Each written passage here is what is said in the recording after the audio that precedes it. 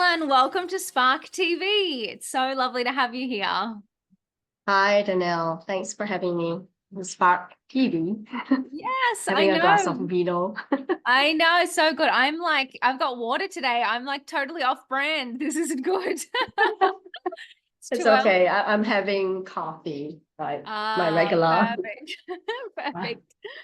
Oh, so good, so good. All right, well, let's just dive straight in and tell everyone who you are and what you do.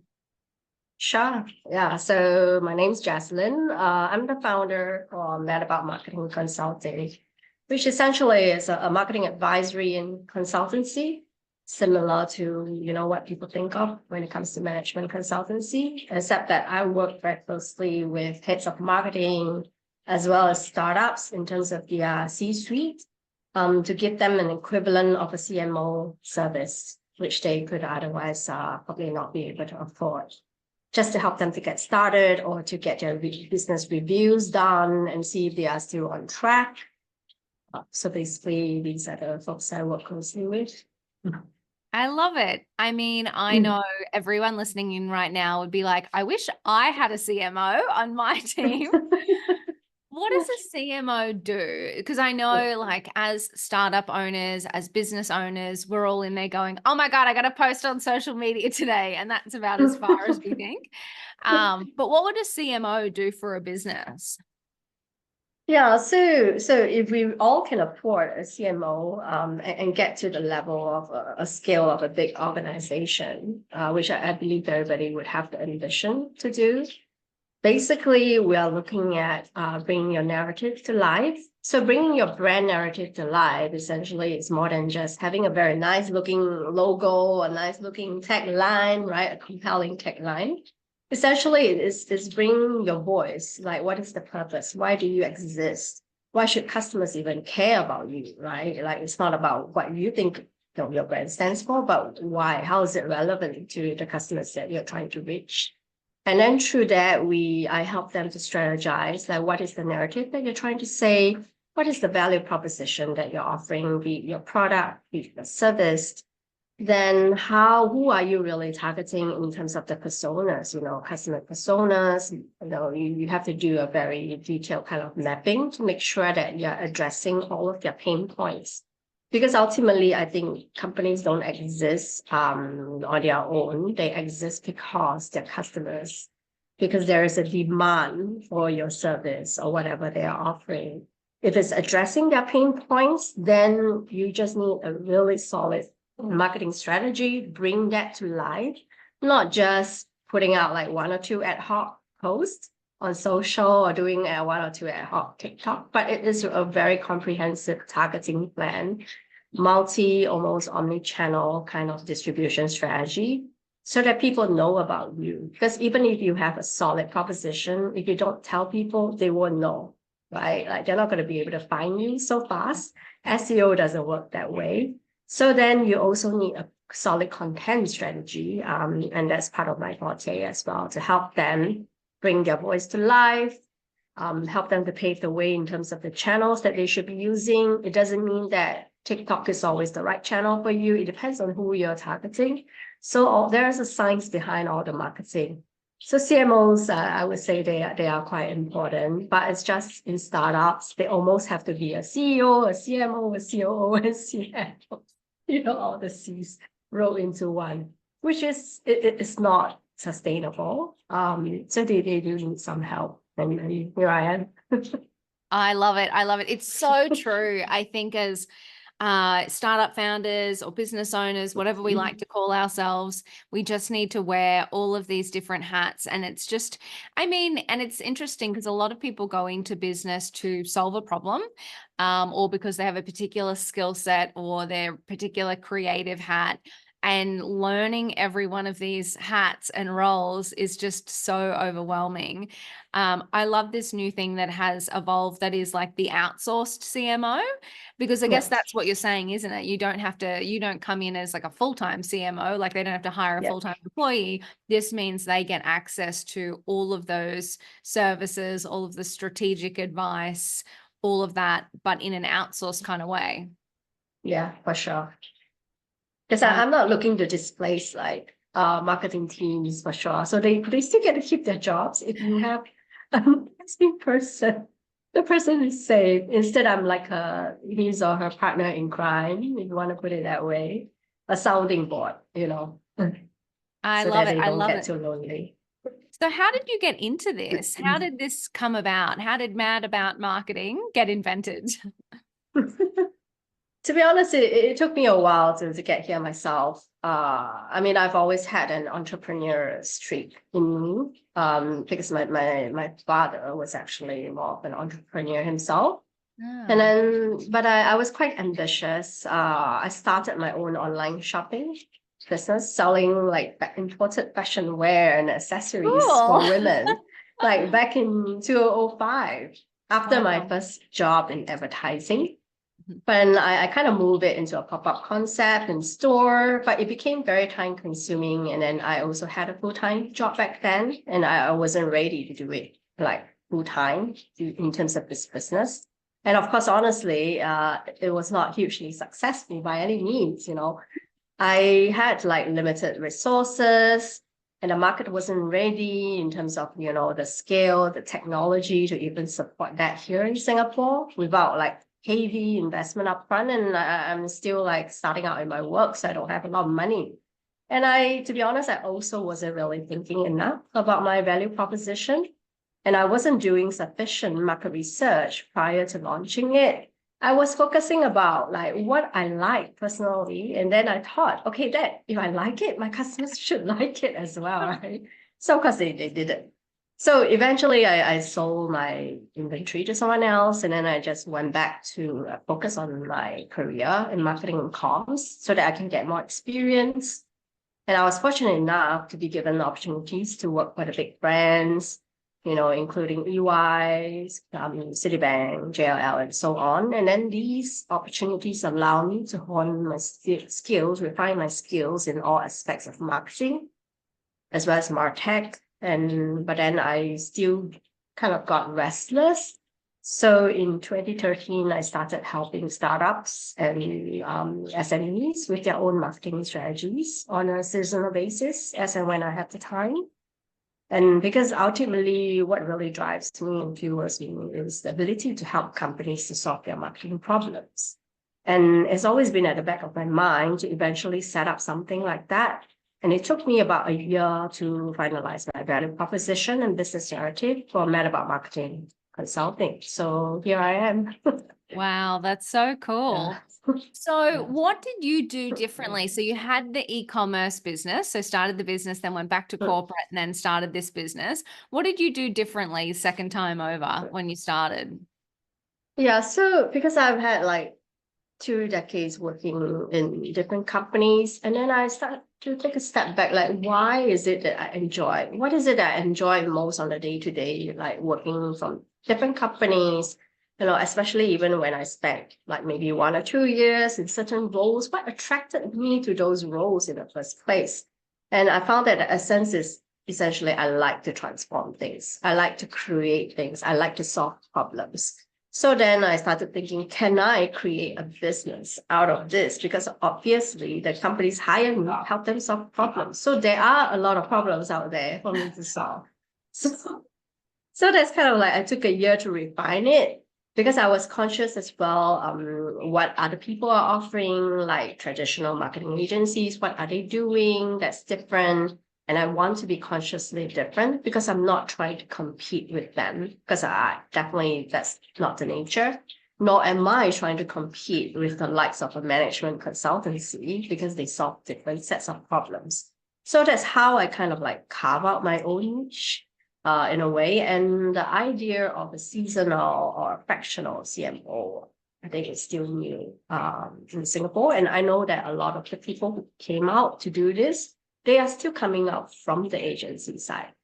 Not a lot of them are coming up from the client side. And being on the client side before, I can fully understand all the pain points, all the hidden skeletons in the cupboard kind of situations that companies don't want to admit to, but I know what it's like, and so then I know how to solve them.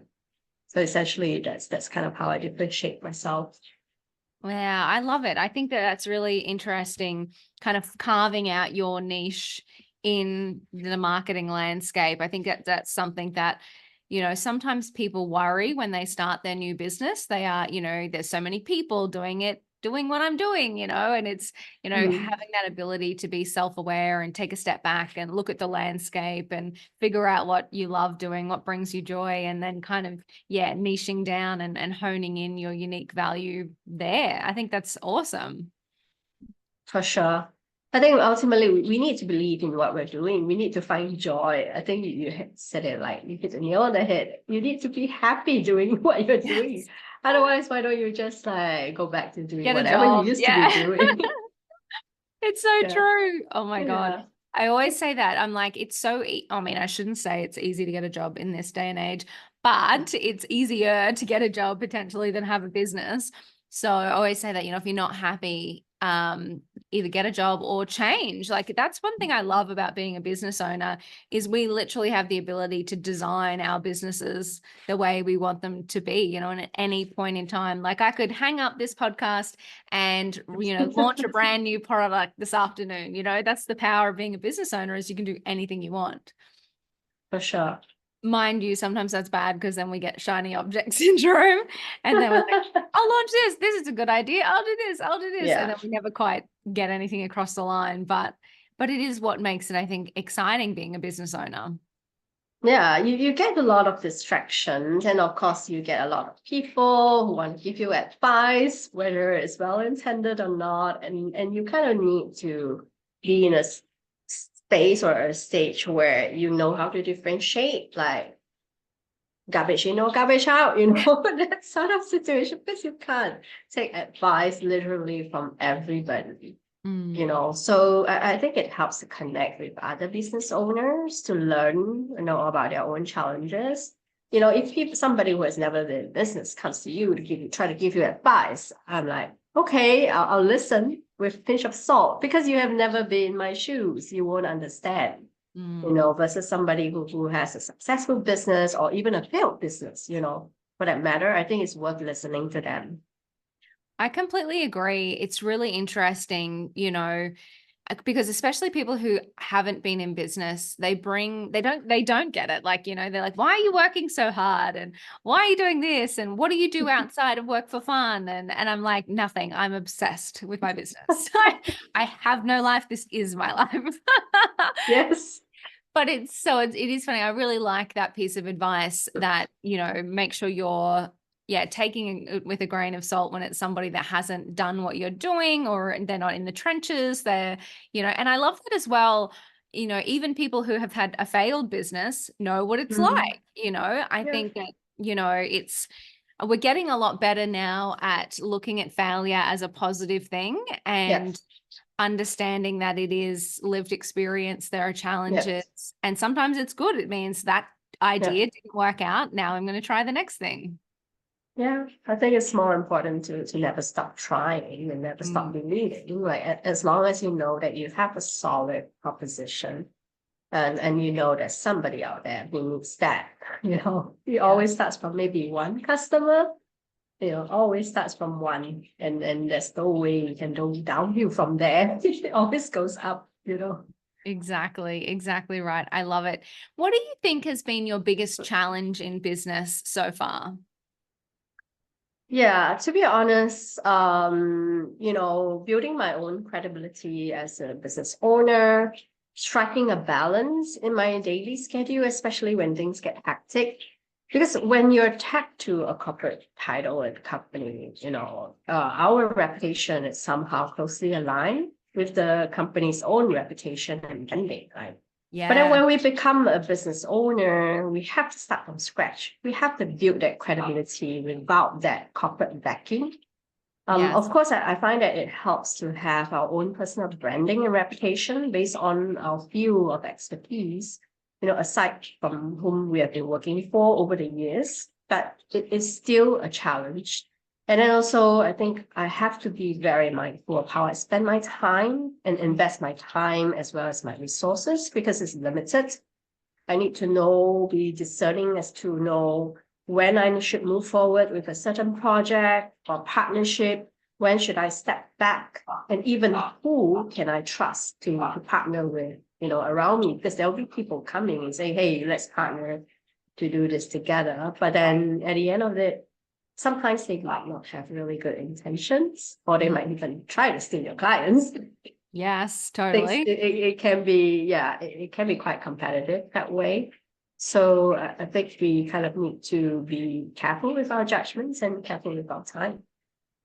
Yeah, wow, there's so many good points there. I remember on your point about building your own brand for your business. I remember when I moved from, so I worked for a decade, 10 years at Telstra in Australia, Mm. and everyone knows that brand, right? So Yeah. whenever I'd call anyone, it was like, oh, hi, it's Danielle from Telstra. And I was a Yeah. salesperson, and Yeah. it was just so easy, even if people hated Telstra, they knew the brand was credible, so they listened to you and didn't hang up on Yeah. you. And then when I started my business, of course, I was the person that took the sales role for Scrunch, my other business, and Spark. Today, I'm the salesperson for Spark as well. But, calling someone and be like, hi, it's Danielle from Scrunch. And they're like, what? The where? What? You can't even, Scrunch is the worst name to say as well. And like, Scrunch, like scrunched up a piece of paper. And I'm like, what is this? It was just the worst time. It's like, I think you get so spoiled, like working under a big brand name, and then you move to your own business and you're like, oh, nobody knows who I am. Great. Oh, so It's funny. very sobering, yeah. It is. Oh my gosh. And it's just, but it is just time, It is that process of building your brand. And that means so many different things. I mean, I think you said it at the start. It's not just a pretty logo, it is all that whole brand story. What channels are we going to be on? How do people recognize us? Do we attach ourselves to the face of the brand? There's just so many things to think about when it comes to building your brand. And it's definitely not something that happens overnight. I'm 12 years into Scrunch and people are still just discovering us, Yes, we have great clients and all of that stuff and we've built it up. But, when you think about the size of a giant corporate, people, will still just be discovering us until the end of time. Yeah, for sure. I mean, there's so many companies out there that actually we are not aware of that are doing great things on their own in their field. But then, we might not be aware of it, but it doesn't mean that they're not good. Exactly. But I think you're right. It's our jobs as the business owner to help people feel comfortable with us, like that they want to spend their money with us. Yeah. The credibility, the trust, essentially. Have you got any advice for, say, a woman in business who is going, I don't think anybody knows about me, and they're trying to build their brands? Like talking about being a woman in business, I'm not going to mince my words here. Yes, good. Give it to us. There's an elephant in the room, when it comes to this. It's a big one. It's to be honest, it's tough as it already is for women in corporate world. And personally, as an Asian woman who has worked in large corporates and industries filled with men, it's even harder to actually have a voice sometimes. And I find that when it comes to business, similar to corporate, men tend to have wider networks and stronger networks. Not because they're more capable, no, but simply because they are bolder, they're more confident in networking, they're more confident in putting themselves out there and just pitching for business, whether they can actually deliver, they just pitch and then they worry about it later. But women, we tend to worry about everything, whether we can do it before we even try. So that is the key difference. So I actually had to learn the hard way over the years to get that confidence, and I'm still learning today, to be honest. Networking in open settings, it's not my favorite thing to do, but as a business owner, you just have to do it. But the important thing is that you do it without losing your sense of true self. I think that's important. Staying true to ourselves as a representation of our own values, the way we work, which then will also translate to our business value. So that's why I think Spark is such a great initiative to help women business owners with networking, learning, and even funding. It is really rare. Yeah. Thank you. No, and you are spot on. It's I remember even so my first business Scrunch, so 12 years ago, and it's a tech company, and walking into tech networking events, and it was just literally a sea of guys. And oh my God, I remember, it's so funny. I remember, yeah, so literally my first networking event that I ever went to, this man who is very well known in the Brisbane startup ecosystem here in Australia. And, you know, it's the end of the night. Everyone's had a few beers because, of course, it's just beers and pizza because that's what happens at men's tech networking events. And he's like talking to me and I'm talking about my startup. And he's like, you know, when people have had a few drinks and they like don't intentionally spit, but they're like spitting as they talk. And this man is basically spitting on me, telling me how I'm never going to make it because I'm a blonde woman in tech. I'm like, I walked out of that networking and I was like, I will show you. And so I reckon that has been the fire that has like driven the growth of Scrunch like for the last decade. But it's so true. Like as women, like we, of course, like why would we want to walk into a room like that? I can understand how women are like, this landscape sucks. And exactly, you're right, why we do have Spark, because we're like, no, we need to foster environments where women can get more confident, put themselves out there, be more bold, be more connected with people that can lift them up. Yeah, I just think you're right. Like networking piece and getting yourself seen as a woman in business is so important. Yeah. I mean, the boys can do it. We can do it even better, you know? Yes. Oh my God. I'm all about that. I love it. Oh, that's so good. I love it so much. Amazing. And what's coming up for you this year? What's something exciting that you're working on? So I'm working on a few events with a few business partner, women business partner, consciously Yes. helping other women to succeed that way, right? So I'll be organizing some like a seminar actually on the 20th of September, and I'm also part of a community called Trans Talks. I'm the Southeast Asia advisor.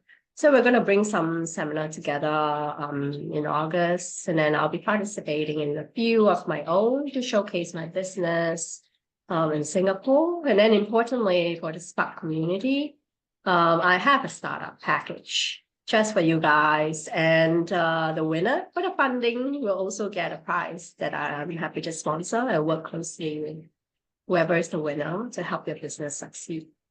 That is so cool. Like literally so generous. And we have your masterclass with the Spark community. Heaven knows when this podcast will go live. So if you are a part of the Spark membership, we have a June masterclass with you. But if this goes like later, this gets published later, it's in your masterclass library. So they all get recorded and uploaded to the masterclass library. So it's so good. And you, yeah, generously donating your services to the winners of the Spark Women in Business grants is just epic, you know, because obviously a lot of the money that people are requesting is for marketing services, but for some people it's like, you know, they've chosen equipment or operations or whatever. So giving them that extra level of help with their marketing is just so awesome. I'm so grateful for you. Not at all. It's really my passion. So good. I love it. I always love to wrap up our podcast episodes with one last piece of advice. So, reflecting on your time in business, what would be one piece of advice that you would give to another woman on her journey? So I think basically just do it. Don't even regret. Don't think about, you know, the why. Because if you don't do it, you'll always be wondering about the what if. And also don't start a business simply because you want to make money out of it or because you're tired of working for others. You know, be clear about your objectives, your purpose that should be meaningful to your target audience. And then, of course, don't underestimate the power of a solid brand narrative, the power of your go-to-market strategy. I love it so much. Just do it, ladies. You've got this. Just do it, yes. Oh, so good, Jaslyn. Thank you so much for your time today and sharing your story and insights and wisdom with the Spark community. I'm so grateful for you. You're incredible. Thanks, Danelle. The pleasure is mine.